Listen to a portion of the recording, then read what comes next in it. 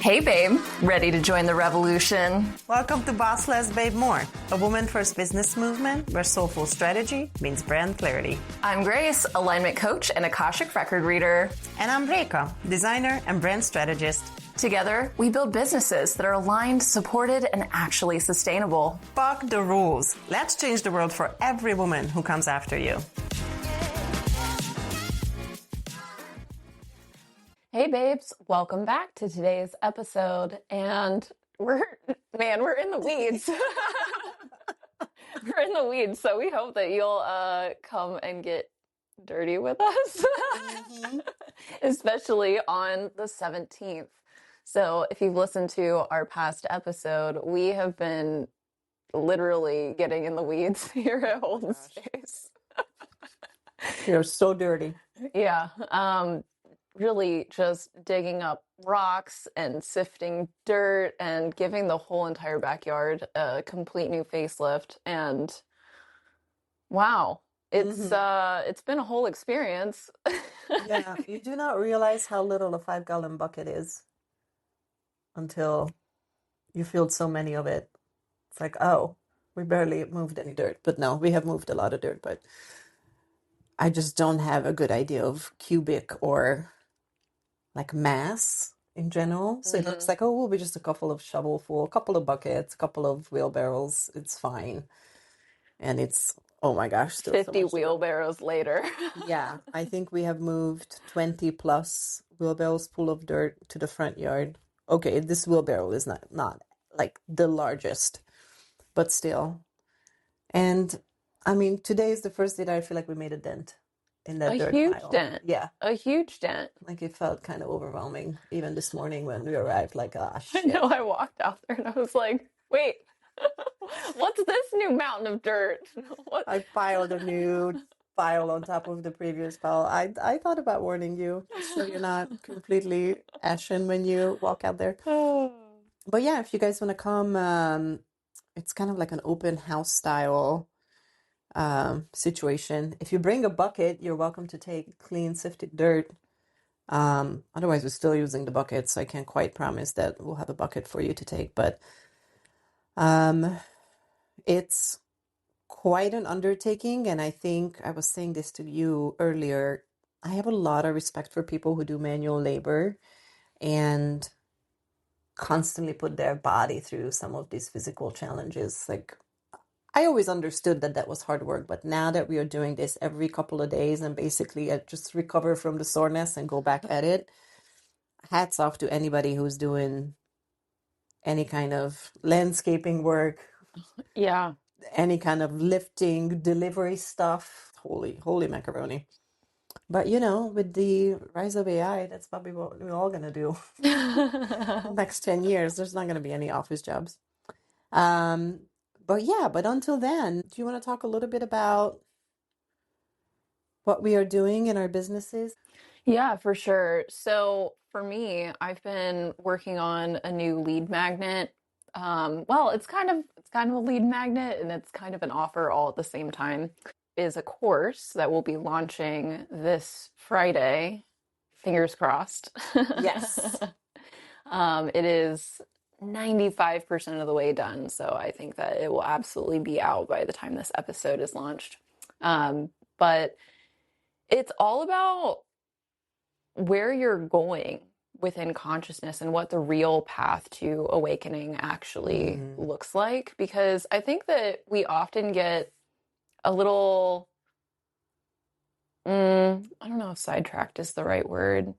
We have these ideas about what the spiritual path should look like, and oftentimes we'll get stuck at these glass ceilings because we don't actually know what the next level of our soul's evolution really looks like.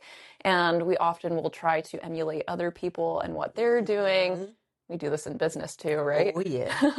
It doesn't actually work out very well for us whenever we're trying to be someone that we're not designed to be. So this course is basically all about how to walk the spiritual path most effectively. It also goes into soul level design, the Divine Soul Blueprint and how to utilize your gifts and your starseed origin to walk that path in a way that is so authentic to you. Yeah. So go back a little bit and let's talk about when you say lead magnet, what do you mean, or what does it mean for your business to have a lead magnet?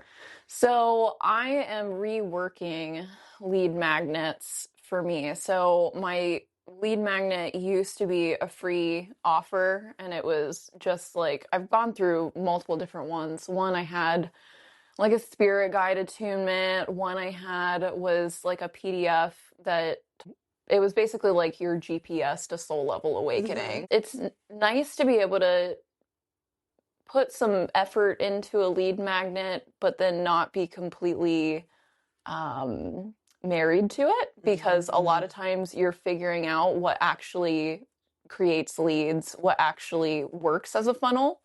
And so I'm taking a very different approach by doing this course, because it's actually not going to be a freebie, but it will be a very low price point. It's only going to be $47. So you know, it's sometimes nice to be able to have a freebie just so that you can get people to opt in and get on your mailing list, because if you can build your mailing list, it's one of the best places for you to have a touch point with prospective clients and warm leads.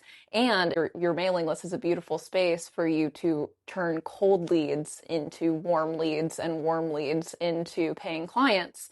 So there's lots of different ways that you can create a lead magnet. It can be literally anything, but it's more about just getting people interested to opt in and give you their email, basically. Because if you have their email, then you can send them all kinds of stuff straight to their inbox, and it's highly likely that they will open it. And then you can also get all of your awesome stats to see, okay, who's clicking, what's the click rate on these emails being opened, and just get all of those statistics to see, is the marketing that I'm doing actually transferring people from being a lead to a paying client.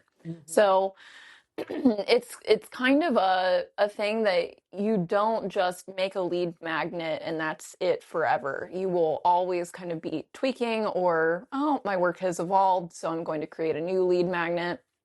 And it's kind of an exploration process to figure out what actually works and what language you can use to actually attract in your ideal client. Yeah. And I think another really, really important point about any kind of funnel or work like this is that you create this once, and then really, even if you're writing email sequences or trying to get people to engage with you, I don't want to say it's an easy process, but it's an easy way to put yourself out there with work that is done once. So yes, you're tweaking it, or yes, your work is evolving, but it's basically an immediate interaction with how you communicate, what kind of tone and voice you have, if you want to talk about brand strategy, how often do you show up in their emails? Are you funny? Are you nurturing? What are those things where it's like, okay, I opted to talk to you or to hear from you, however frequently, and it's on me now to engage with you, where, we talk about like trying to find people, and I oftentimes think like if people tell me to go network, it's like I want to crawl away. It's like I don't mind networking, or now I think my mindset has shifted a little bit after COVID. I was like, I'm not fucking going anywhere and don't need to talk to anybody. But ultimately to capture leads, but then have so much of the heavy lifting done by them because they read the emails, they open the whatever, like that's a really nice return on the investment. And I think you're very smart to offer it at a low price point. There's a guy I follow on Instagram, and it's every time he has something, I'll click on it, I'll see the PDFs, and it's like I'm slowly warming up to some of his content. And now he had some sort of like nervous system reset, and I didn't want to buy it, but I wanted to click on it to see. And it was the same thing. It was a $47 quick and easy. So you're still making cash. And when you're getting to enough people, eventually your time recording it and editing it you'll make that investment back. But it's not once and done, but it's a nice way to set your business up for getting the leads. Because I'm also surprised how, okay, the internet can connect you to everyone everywhere, but everybody's on the internet. So it's really not that easy to find new people, or I find it like I have a lot of returning clients, or there's a lot of word of mouth in my business, but just for somebody totally strange out of the blue to find me, it doesn't usually happen. Mm-hmm. And this is a piece that builds trust with your audience. Mm-hmm. This is a piece where it's like, oh, this is her style. This is what she's offering. This is like a tiny nugget of the content. I want more. Mm-hmm. So it's kind of a cool, if you guys don't have intro offers or funnels set up like this, I highly recommend. And it can be, like you're saying, it can be a simple PDF, a little checklist. You know, I have one for Paprika that's a branding checklist. I'm not teaching you and telling you anything about anything. I'm just giving you this long list of these are the things you should have for your brand.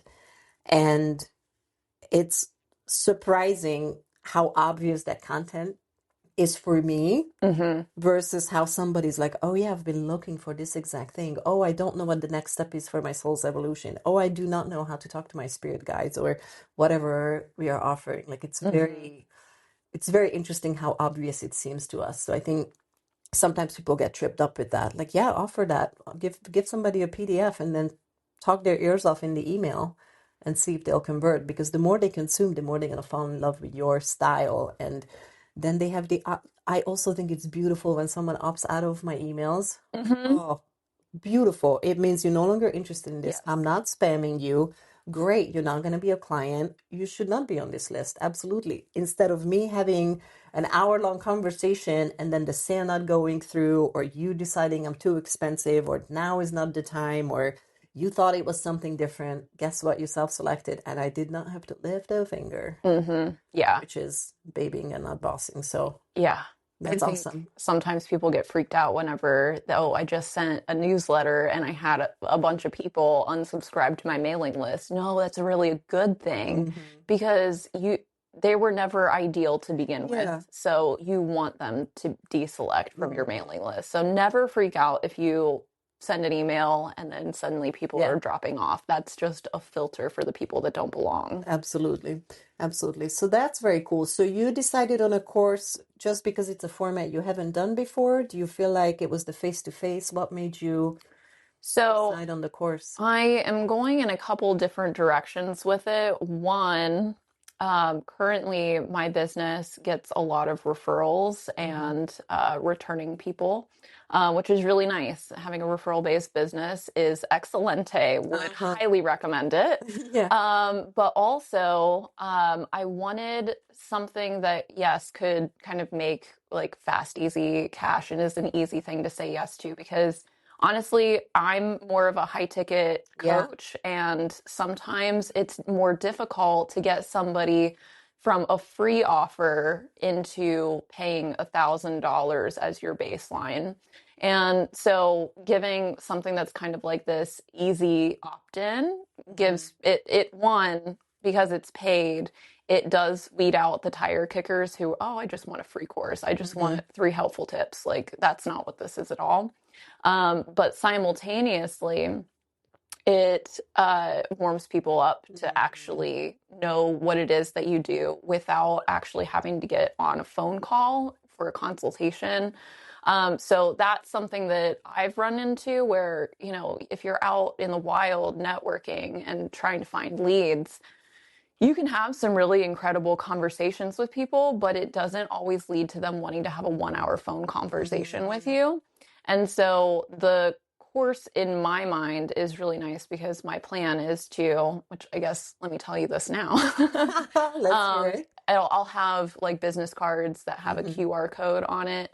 And anybody that I meet in person can get the QR code to it. Plus, it'll have a link to actually make it a free offer for them specifically. But if you find me any other way, like on social media or through a mailing list, then it would be the 47. So it's kind of like a nice way to connect with people and not like force a payment on them. It's like, oh, we just met, we just had a really cool conversation. Let's have a little bit more depth here by you taking this course, and then I'll follow up via email and a nurturing sequence. So I also think sometimes especially the networking things, like I'm not necessarily there to make a sale and I'm not necessarily there to book a client. Sometimes it's just nice to meet interesting people. And if I get into this mindset that I'm here to close some sort of deal, it smells like I'm there to close some sort of deal and it becomes so cringy. And I'm sure there are people who are very successful. If you guys are rocking it, like keep doing that. But it is not a good way for me to I stay don't in front of think it's people. a good way for anybody, really. I mean, if you are, and that's how you're making your money and getting clients, that's great. However, networking events specifically are meant for you to go connect with other people so that they can refer people that they Mm, know to you. Like it's about building real relationships and connections so that you can get referrals instead of targeting those people there. There's so many networking events where it's like you're just in a pool of sharks. Everybody's trying yes. to make a sale, everybody's looking for another client. And that's not actually how networking Yeah. events are meant to That's the operate. ones I've been to most of the time that just I'm like, I'm out. Yeah. Okay, so we'll have a link for this for you guys to check it out, but I am curious if you guys have some tips and tricks or how you're structuring some of your more intro level or freebie types of offers. Feel free to hit us up on Instagram where we post the socials for the podcast. Like feel free to share what's working and not working for you guys, but I do think there's a ton of value. You know, they say like don't give away your stuff for free and blah blah blah, but there is so much out there in the world that to introduce yourself you have to give something away. You have to, even if it's a low ticket thing, like you have to offer yourself out there, because I mean the chances that someone's just going to randomly find you is extremely difficult. So especially I think in the online sphere, like neither of us really, like we have an office space and we have some places that we can do physical work like one-on-one and face-to-face, but anymore I think it's just all going to disappear and social media is going to disappear. Like we're in the day and age that your email list will be your freaking best It will asset. be your lifeline.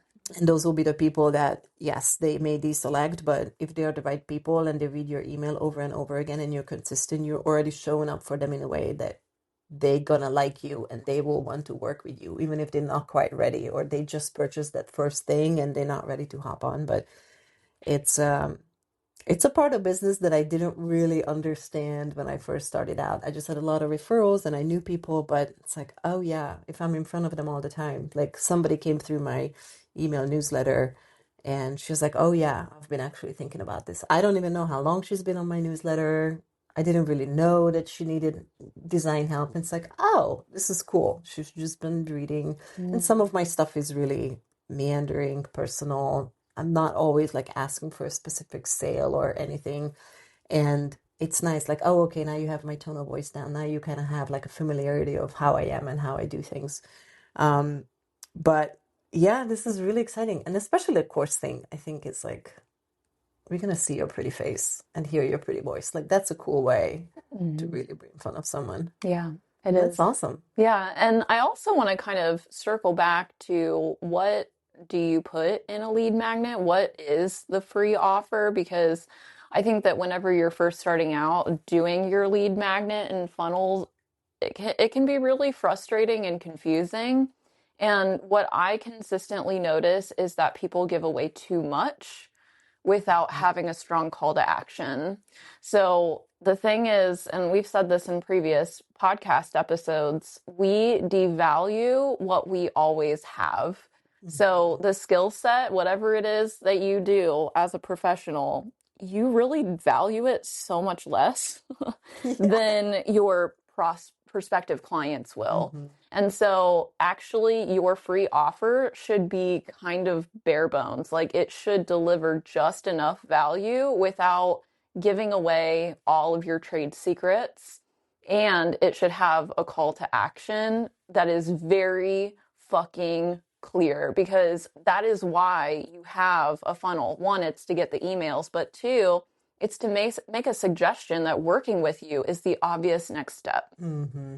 And so a lot of times we'll kind of chicken out at the very end of our Yes. lead magnet and not actually have a Definitely done clear call to action. It's like, Definitely done that. then people are confused and they don't actually know what they need to do next. And so it is your responsibility as a professional and as an entrepreneur to be the expert and to tell them what they need to do next. Because it's not harping on people, and it's not like, well, give me your money. It's not like that at all. It's like, oh, I have what you need. Yeah, I genuinely can support you in this. And that is a gift. So we need to change our mindsets around it as well, so that we're not thinking that we're being yucky whenever I'm just trying to get emails. I'm just trying to make a sale. That's not what it is at all. It's really about how can you be of the highest level of service for your prospective clients and customers. Yeah. And then write a couple of emails. So it's not like you put this thing out there and it's like crickets, because I've done that. Like, here's my lead magnet, and then I have 2 emails, and it's like, now what they are doing. Now I'm dropping you. I have currently, I think the way it works for me with the brands, the checklist, the branding checklist, is that they get a couple of specific emails about that, and then I funnel them into my main mailing list. So whatever I'm already talking about on Fridays, that's what they're gonna get eventually. So I'm not like keep reiterating, like, did you do your checklist? Did you find anything interesting? Is there anything I can support you with? Whatever the hell I'm saying. But then it goes into a generic kind of funnel. So it's like, at least they're still staying on until they decide, like, okay, you know what, maybe I'm not interested in this person. Versus, because I've gone down these rabbit holes, like, okay, here's this 14-day sequence. And then it's like, okay, after that, I've given away so much and they have not decided to work with me. What the fuck do I do with them? Now, just like have a couple of points of contact. Maybe they'll talk about that PDF. Maybe they'll get back to you. Maybe they'll say something, but keep nurturing them in another sequence. Like, you don't have to have 5,000 sequences. Yeah. I think we also I personally very much overcomplicate email sequences. So I'm like, let's just pull it back, make it simple, put them in a large bucket that going to reach them. Something about branding, something about me as a designer, something where I'm in front of them every week. Like, oh yeah, that's right. This is the person who does this kind of work. Okay, cool. And it does take about 16 touch points. I know that sounds crazy, but it's about 16 different touch points before somebody trusts you enough to hand you their credit card. So don't be afraid to email the fuck out of your mailing list. Like, it's not bothering people. It's not spamming people. If they don't like it, they'll deselect, but make sure that you are actually following up and actually having those touch points, because again, it takes like 16 times before somebody. I did not know that number. It's really annoying. Sorry, guys. That's the bad news for today. Yeah, but but I think this is important. Like, will focus like, oh shit, okay, I need a lead magnet. Then you work on your lead magnet. Then you create this beautiful thing. Maybe you get somebody to help you design it. Maybe it's a course you recorded. You do all this thing, and it's like, that is a really important piece of the puzzle. And then do not forget the rest too, because then it's like, what? Then you're not really getting new leads in, that you're really not nurturing people. If anything, you may be turning them off, like, oh, this person totally dropped me. Like, yeah, I don't know if I can trust them because they're not doing this thing. So sometimes that's why I get tripped up. Like, okay, have the offer, but make sure they are in some sort of bucket and hear from you regularly, because otherwise, I don't want to spend my time writing 5,000 different emails to 5,000 different people. But if you think about it, smart and organize yourself in a way, then you can make it work for you for fairly low effort. And then even just, if I think about the email sequences, once that's written and done, even if you funnel them into something different later, or you don't talk to them every couple of days, it maybe is once a week eventually. Once you write that, it's done. Yeah. All of these automation email places now, like, I use MailerLite because I don't have that many clients on my list. So I'm still on the free plan. I think it's like up to 500 people or 1,000 people. It's still free. It's so smart. Like, you're going to spend a little bit of time to figure out who goes into what bucket and what are the names of the different groups and how they go through stuff. But you're not there every day during that email. You can pre-do it. It's so nice. Yeah. And where you can with that kind of stuff, automate. Automate. It's going to make your life so much easier and less Yeah. stressful instead of like, oh shit, it's Friday morning. I still haven't written my newsletter for the week, you know, whatever that is. It's really nice whenever you just set yourself up, and it is work on the front end, but it just makes things so much easier on the back end. So Absolutely. Absolutely. Okay. So that's what we have for you today. Think about your funnels and intro offers and freebies and how you structure them, and then how you are actually nurturing those people once they have come through the door or give you their email address. And I just think it bears repeating, like social media and the way we communicate, like everything is going to go away and change and shift so dramatically in the next few years. AI is going to reshift and restructure so much. People that actually read emails is going to be your best point of contact. which is everybody. Yeah. Everybody reads emails. Yeah. So Like, tell me somebody who doesn't have an email address, right? And so, and then people have the choice to not open it. So it doesn't matter. Write it anyway. But it bears repeating. Like, that's going to be your best way to keep your people and find your people. yeah. And then last but not least, just some housekeeping on events that are happening here at Hold Space. Again, we have our yard party that is an open house on May 17th, which is a Sunday, and it will be from 10 to 4. Come and go as you please. There will be charcuterie, drinks, snackies, and a whole lot of manual labor. Thank you. Yes. There's a Google Doc sign up sheet that we'll link to again. Yes, Google Doc sign up sheet. We would love to have you. If you have gloves, a shovel, or some buckets, it would be awesome if you could bring those with you. And then lastly, May 31st from 5 to 7, we will have another Cacao Ceremony and Sound Bath where we're going to actually be doing a journal burning. So if you come to that, the link is in the description. You can sign up there, but make sure that you bring a journal that you're ready to burn.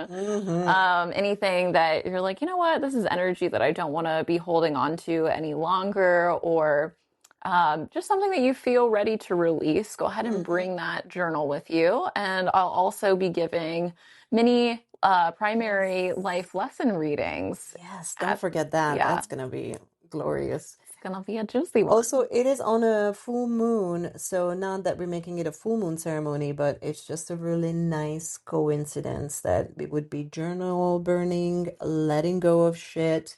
It's in a fire sign, so just kind of the perfect, honestly. You just gotta come. You just got to just come and the perfect. experience it. Yeah. It's the perfect Sunday to do this with us. So link is in the description. Sign up and come join us. Yep, we would love to see you. And until then, Don't forget to boss less, babe more.